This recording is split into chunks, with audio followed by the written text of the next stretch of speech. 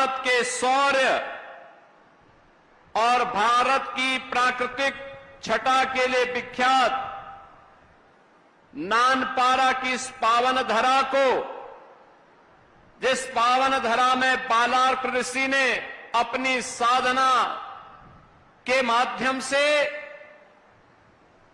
महाराजा सुहेलदेव ने अपने शौर्य के माध्यम से और 1857 के प्रथम स्वातंत्र समर के अमर सेनानी राजा बलभद्र सिंह चहलारी के बलिदान से इस पावन धरा को और भी ऊर्जावान और उर्वरा बनाया है। ऐसी पावन धरा को मैं कोटि कोटि नमन करते हुए आप सबका मैं हृदय से अभिनंदन करता हूं। बहन और भाइयों, मुझे एक बार फिर से आज यहां पर बहराइच जनपद में आने का अवसर प्राप्त हुआ है। पिछली बार बलहा विधानसभा क्षेत्र के भरतापुर में 500 लोगों को पुनर्वास की दृष्टि से हमें आने का अवसर प्राप्त हुआ था और आज मुझे एक बार फिर से इस पावन धरा में आने का अवसर प्राप्त हुआ है। बहन और भाइयों, जब मैं बहराइच को देखता हूं तो बहराइच मुझे विकसित भारत की उज्जवल तस्वीर अगर किसी जनपद में दिखाई देती है, उनमें से बहराइच भी एक महत्वपूर्ण जनपद है। बहराइच भी उसमें से एक महत्वपूर्ण जनपद है और इस जनपद में इसलिए मैं कह रहा हूं कि जनपद इसलिए हमारे लिए महत्वपूर्ण है क्योंकि यह जनपद करतनिया घाट की अनुपम प्राकृतिक धरोहर की दृष्टि से और साथ साथ यहां की उर्वरा भूमि उत्तर प्रदेश के अंदर सबसे अधिक नेचुरल फार्मिंग के लिए यानी प्राकृतिक खेती के लिए किसी एक जनपद के अन्नदाता किसानों ने कार्य किया है तो बहराइच उनमें से एक जनपद आता है।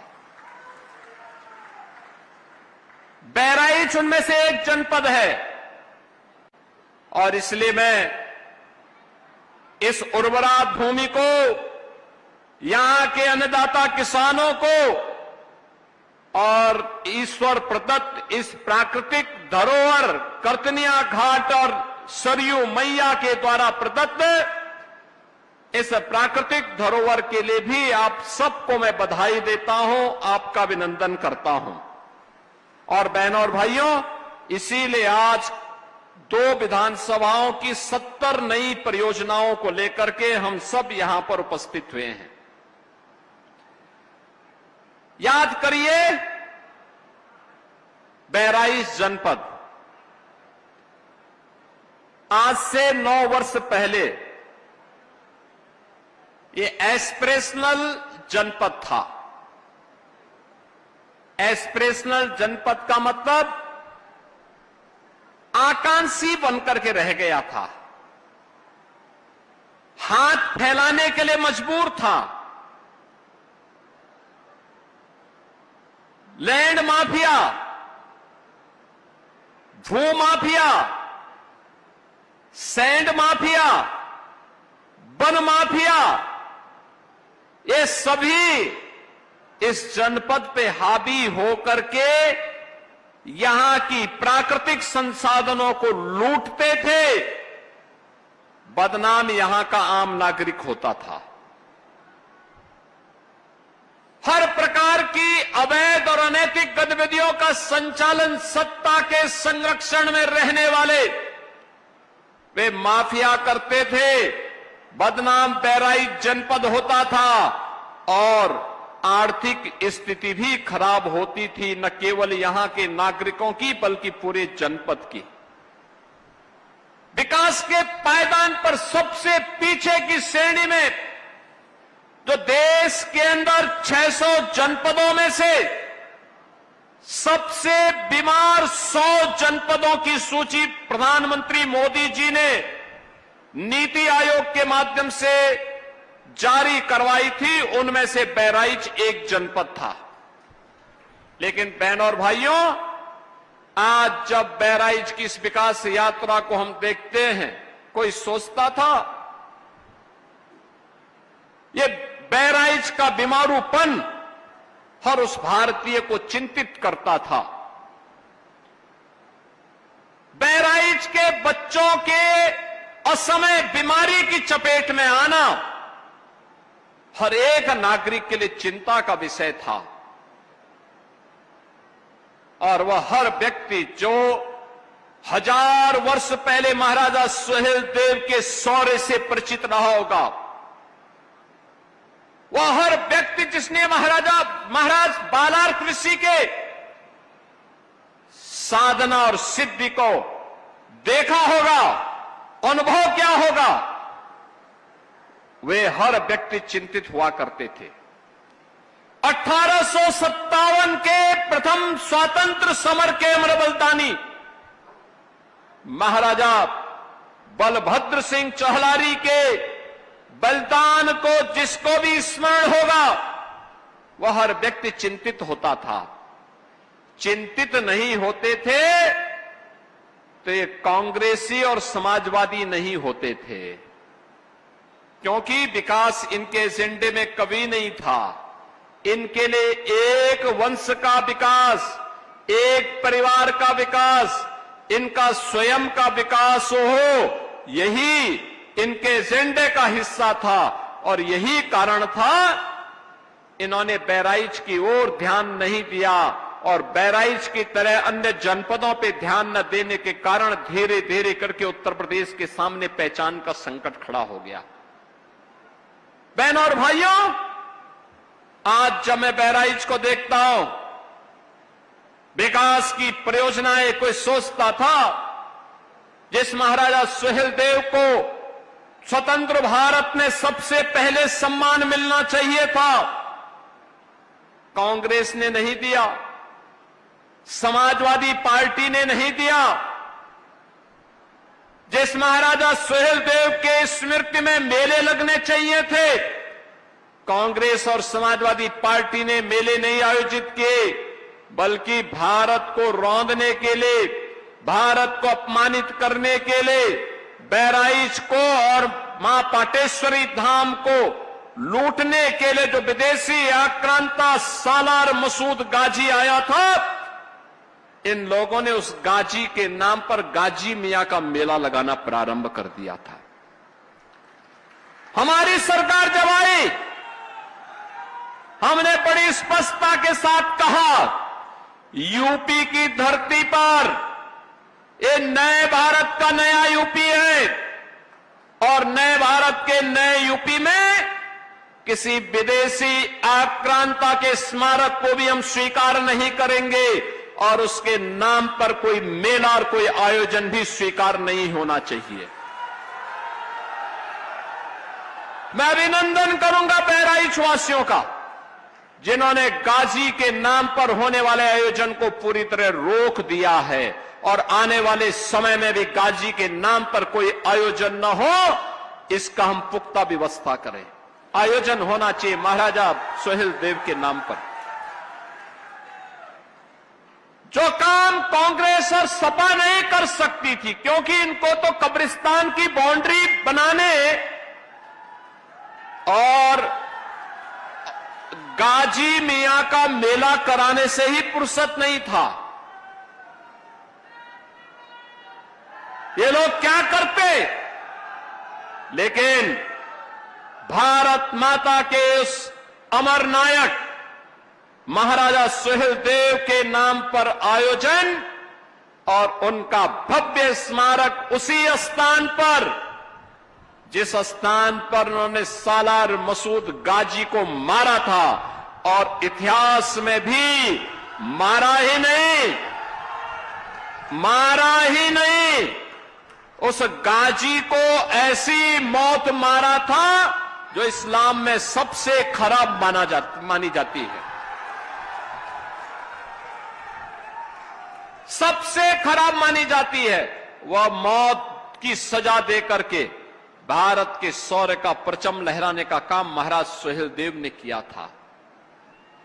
महाराज सुहेलदेव की स्मृतियों को वर्तमान और भावी पीढ़ी तक पहुंचाने के लिए ये डबल इंजन की एनडीए की सरकार ने महाराजा सुहेलदेव का भव्य स्मारक बनाया है चित्तौड़ा नामक स्थान पर।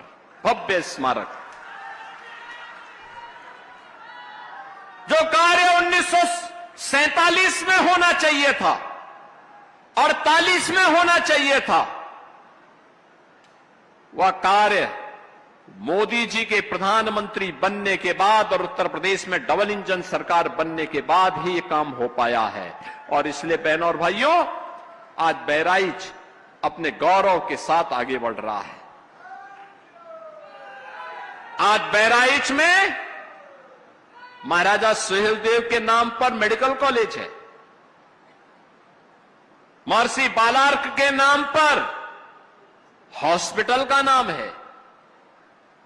आज बहराइच से लखनऊ तक 4 लेन की सड़क के निर्माण के लिए धनराशि स्वीकृत हुई है और आज तो बहराइच एक बार फिर से नए बहराइच के रूप में आगे बढ़ता हुआ दिखाई दे रहा है। 102 किलोमीटर की बाराबंकी बहराइच एक्सेस कंट्रोल 4 लेन कॉरिडोर के निर्माण के लिए, यानी सड़क निर्माण के लिए 7,000 करोड़ रुपए मोदी जी ने स्वीकृत किए हैं। 7,000 करोड़।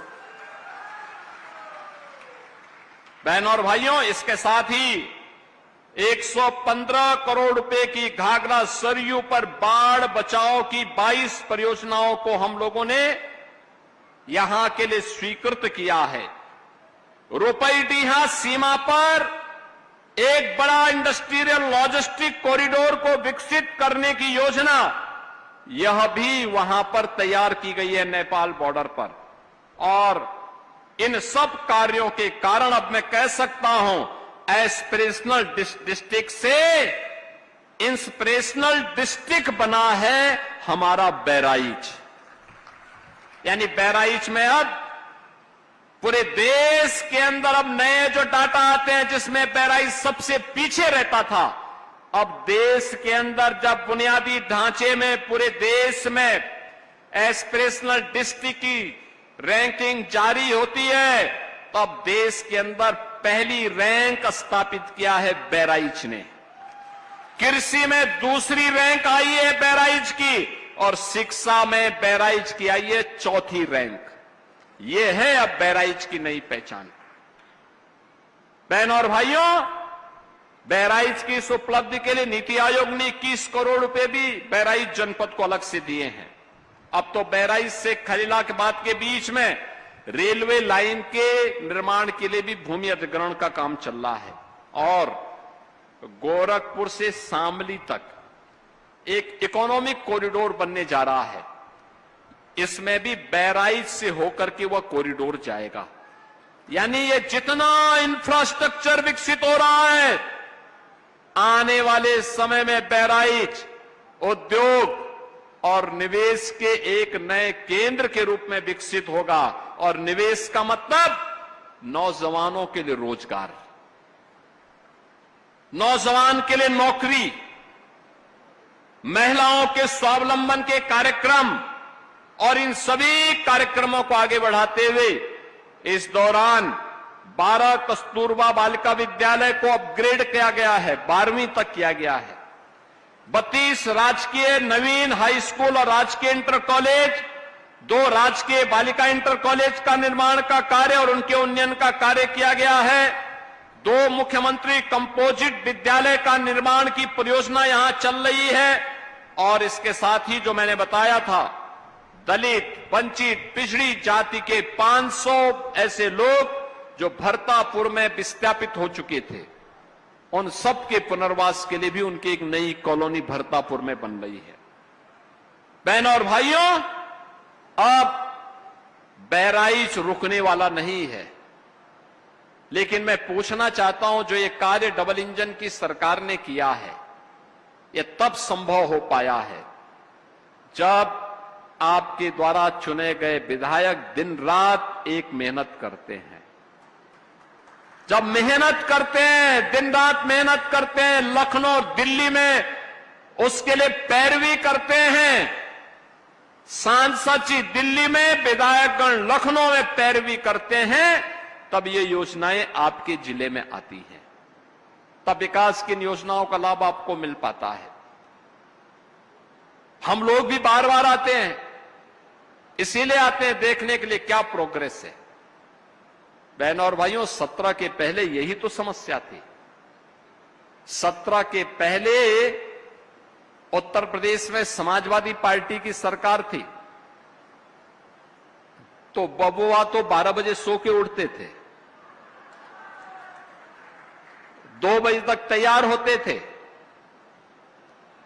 चच्चू जब उनको बताते थे कि क्या होना चाहिए तो उनकी समझ ही में नहीं आता था कि चच्चू बोल क्या रहे हैं। फिर 5 बजे जिम चले गए,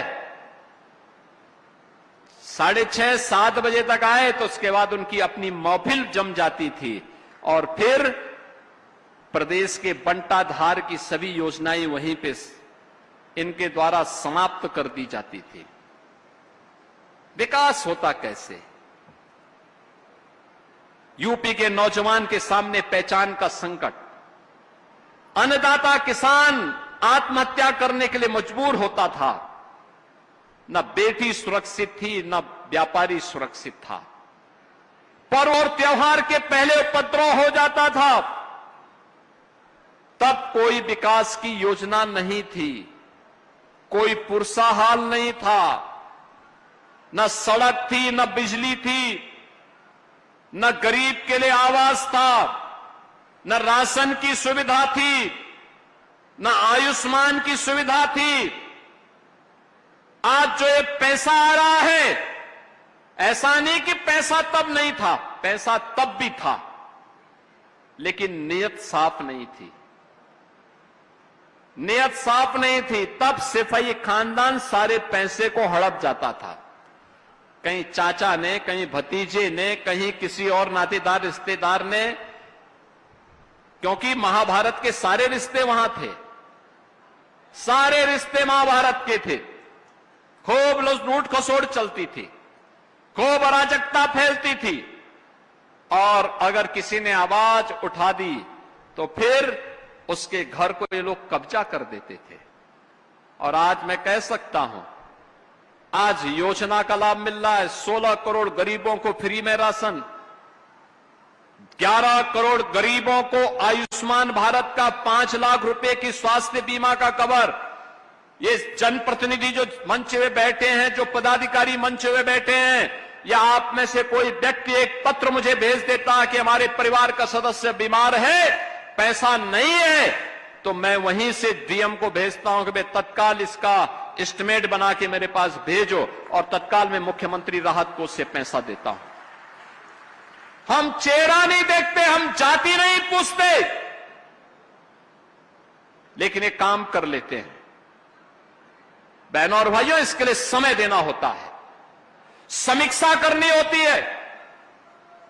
सुशासन के लिए बिना भेदभाव के तुष्टीकरण की नीति पर नहीं, बल्कि सरकार की दृढ़ इच्छा शक्ति के साथ आगे बढ़ने की तमन्ना के साथ हम कार्य करते हैं। और एक लक्ष्य के साथ, जो सरकार गठन होने के समय हमने कहा था कि अपराध और अपराधियों के प्रति जीरो टॉलरेंस रहेगी, वो जीरो टॉलरेंस आज भी है। हमने पहले भी कहा था कि बेटी और व्यापारी की सुरक्षा पर सेंध लगाया तो 2 ही जगह होगी, या जेल होगा या जहन्नुम होगा, तीसरी कोई जगह नहीं होगी। बहनों और भाइयों, आज परिणाम हम सबके सामने है, और इसीलिए आज मैं आप सबसे कहने के लिए आया हूं, आपका एक निर्णय कैसे खुशहाली ला सकती है। बहराइच आज उसका उदाहरण है। ये जो सर्वे मैंने आपको बताए, सर्वे हमारे नहीं है, किसी प्राइवेट एजेंसी के भी नहीं है, देश की जो सबसे बड़ी एजेंसी है नीति आयोग, उसके सर्वे हैं, और उस सर्वे में दिखता है कि बहराइच एक लंबी छलांग लगाने की तैयारी कर रहा है। ये लंबी तैयारी इसलिए कर रहा है क्योंकि आपने अच्छे जनप्रतिनिधि चुन करके भेजे हैं, अच्छे लोग चुन करके भेजे हैं। इन लोगों की मेहनत, इनका प्रयास आज विकास के रूप में आप सबके सामने आता है, और विकास की परियोजनाएं जब आगे बढ़ती हैं तो परिणाम आता है, और उसी परिणाम को देने के लिए आज मैं आपके बीच आया हूं, आपसे कहने के लिए कि बहराइच के पास इन संभावनाओं को और मजबूती देने के लिए आज बहराइच को फिर से उसकी पहचान को आगे बढ़ाने के लिए, याद करिए ना, कभी भारत की सत्ता का संचालन का केंद्र बिंदु यह क्षेत्र हुआ करता था। याद करिए, भगवान राम के पुत्र लव ने श्रावस्ती को अपनी राजधानी बसाई थी। याद करिए, महाराजा सुहेलदेव और महर्षि बालार ऋषि, इन दोनों की भूमि ये बहराइच है। फिर बहराइच पिछड़ा कैसे हो सकता था? ये पिछड़ा कैसे हो सकता था? ये बीमारू कैसे हो सकता था? बीमारू बहराइच नहीं था, बीमारू उस समय की सरकारों की मानसिकता थी, जिन्होंने अपने बीमारू मानसिकता के नाते आपको भी पीछे धकेल दिया था, आगे नहीं बढ़ने दिया था। लेकिन जैसे ही प्रधानमंत्री मोदी जी के नेतृत्व में भारतीय जनता पार्टी की डबल इंजन की सरकार आई, यूपी में डबल इंजन की सरकार आई, आज बहनों और भाइयों आप देखते होंगे परिवर्तन, हर क्षेत्र में परिवर्तन। अब उपद्रव नहीं होता है, अब तो उत्सव प्रदेश के रूप में यूपी ने एक नई पहचान बनाई है। याद करिए, आज से 10 वर्ष पहले आप में बहुत सारे लोग होंगे जिन्हें देश के अंदर अलग अलग राज्यों में जाने का अवसर प्राप्त हुआ होगा। इससे पहले जाते थे, अपनी पहचान छुपाते थे, और अगर गलती से आपने अपनी पहचान बता दी थी तो लोग आपको हेद इससे देखते थे, शंका करते थे। लेकिन बहनों और भाइयों, आज आप जाइए, देश के अंदर कहीं जाएंगे, आपने यूपी बोल दिया, आपने बहराइच बोल दिया, आपने अयोध्या बोल दिया, सामने वाले के चेहरे पर चमक आती है और उसके इच्छा होती है, अगर वो 10 कदम दूर भी है तो 10 कदम चल करके वो आपसे गले मिलने का प्रयास करता है कि वाह, उत्तर प्रदेश की धरती से ये है आज आपकी पहचान। जहां पर पहचान पर संकट नहीं है, भारत की विरासत की भूमि बनकर के यूपी उभरा है। आज कोई भी अयोध्या आता है, अभिभूत होकर के जाता है, काशी आता है, अभिभूत होकर के जाता है, नैमिषारण्य आता है, अभिभूत होकर के जाता है, लखनऊ आता है, अभिभूत होकर के जाता है, बहराइच आता है, देख करके ताज्जुब होता है, बहराइच में मेडिकल कॉलेज, बहराइच में 4 लेन की कनेक्टिविटी बन रही है, बहराइच रेलवे लाइन से जुड़ रहा है, बहराइच इकोनॉमिक कॉरिडोर से बन रहा है, 750 किलोमीटर लंबा यह कॉरिडोर बन रहा है जो गोरखपुर से शामली तक जा रहा है, बहराइच होते हुए जा रहा है। बहनों और भाइयों, यह है विकास की यात्रा, और उस विकास की यात्रा में आपको सहभागी बनाने के लिए आज मुझे यहां आने का अवसर प्राप्त हुआ है। आप सबसे मेरी अपील होगी, बरसात का समय है, बरसात के समय में हमने मच्छर और माफिया को तो समाप्त किया है, लेकिन आपसे अपील है, अभी भी वन्य जीवों का खतरा बना हुआ है। हर वर्ष वन्य जीवों के कारण, कभी मगरमच्छ के नाते, कभी लकड़बग्गा के नाते, कभी लेपर्ड के नाते, कभी टाइगर के नाते कर्तनिया और उसके आसपास के क्षेत्र में व्यापक जन हानि होती है। सतर्कता और सावधानी, वन विभाग से भी और प्रशासन से मैं कहूंगा, पेट्रोलिंग बढ़ाएं, लाइट की व्यवस्था करें, जिन घरों में दरवाजे नहीं वहां दरवाजे लगवाने की व्यवस्था करें, प्रशासन भी प्रयास करे और उन लोगों को सहायता भी दें जिन लोगों के पास दरवाजे नहीं, उनको घर बना करके दें। एक भी जनहानि होती है तो हमें पीड़ा होती है, हमें कष्ट होता है, उस व्यक्ति के साथ हमारी संवेदना जुड़ती है और इसीलिए जनहानि न हो, सतर्कता इसके लिए। कौन क्षेत्र हैं जो मगरमच्छ की दृष्टि से संवेदनशील हैं, वहां पे लोगों को सतर्क रखना, छोटे बच्चों को न जाने देना। कोई निकला है तो अपने हाथ में डंडा, मजबूत डंडा लेकर के चले। अगर अचानक कोई हमला कर रहा है तो आप डंडा दिखा सके, तो जंगली जानवर भी भागेगा। रात्रि के समय नहीं जाना, क्योंकि ये जितने भी जानवर होते हैं, जितने भी जलीय जीव होते हैं, ये हमला कभी भी कर सकते हैं और इसलिए उसके प्रति सतर्कता भी हमारी सब सुरक्षा के लिए सबसे बड़ी वो। सरकार बिना परमिशन के उनको मारेगी तो तमाम पर्यावरण विशेषज्ञ और तमाम जीव जंतु संरक्षण के लिए काम करने वाले एनजीओ आ धमकेंगे। जब वह कहीं कोई जनहानि करता है तो हमें आकर के कठोर निर्णय लेना होता है, लेकिन एक जीव सृष्टि की सहअस्तित्व को ध्यान में रखते हुए, जैव विविधता को देखते हुए, उनको भी नुकसान न हो, लेकिन उससे महत्वपूर्ण है मनुष्यों को भी नुकसान न हो। इसकी सतर्कता अत्यंत आवश्यक है और इसके लिए मैं जनप्रतिनिधियों से भी चाहूंगा, ग्राम प्रधानगण, क्षेत्र पंचायत की समिति के सदस्यगण, जिला पंचायत के सदस्य और अध्यक्षगण, माननीय विधायक, ब्लॉक प्रमुख, जिला पंचायत अध्यक्ष, माननीय सांसद, पूर्व विधायक, ये सभी लोग लगे, चेयरमैन, सभी लोग जाएं, छोटी छोटी बैठकें करें, अवेयरनेस पैदा करें, पब्लिक एड्रेस सिस्टम लगाएं। हमने ग्राम प्रधान का कार्यकाल बढ़ाया है, क्षेत्र पंचायत का कार्यकाल बढ़ाया है, जिला पंचायत का कार्यकाल बढ़ाया है। इस पैसे का उपयोग कर दो उन लोगों के लिए, कितना अच्छा होगा।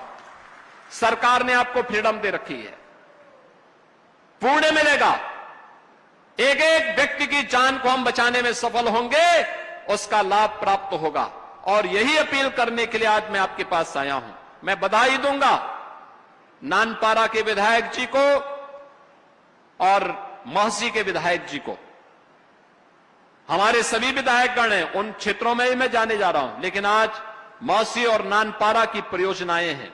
मैं इसके लिए रामनिवास वर्मा जी को, सुरेश्वर सिंह जी को हृदय से बधाई देता हूं इन परियोजनाओं की। आप सभी बहराइच वासियों को, नानपारा और महसी विधानसभा क्षेत्र की जनता जनार्दन को भी मैं बधाई देता हूं। ये जो आज सैकड़ों करोड़ की 70 परियोजनाएं आज इन दोनों विधानसभाओं के लिए दी जा रही हैं, इनसे आपके विकास को एक गति मिलेगी और वह गति आपके वर्तमान और भविष्य को प्रगति के पथ पर अग्रसर करेगी। इसी विश्वास के साथ मैं एक बार फिर से आप सभी को आज के इस आयोजन के अवसर पर हृदय से बधाई देता हूं, अपनी शुभकामनाएं देता हूं और विश्वास करता हूं बहराइच को हम विकास के पथ पर निरंतर अग्रसर करने में सफल होंगे। आप सबके प्रति मेरी मंगल में शुभकामनाएं हैं। धन्यवाद। जय हिंद, जय जय श्री राम। यशस्वी प्रधानमंत्री श्री